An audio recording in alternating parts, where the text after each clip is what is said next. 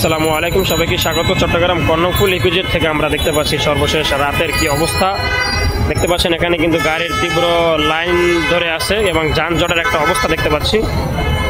বিশেষ করে garments sector ছুটি হওয়ার পর এখানে কিন্তু শত শত গার্মেন্টস সেক্টরের গাড়িগুলো কিন্তু আসলে সিরিয়াল দিয়ে লাইন ধরে আছে, বের হতে পারছে না। দোতলা বাসও রয়েছে।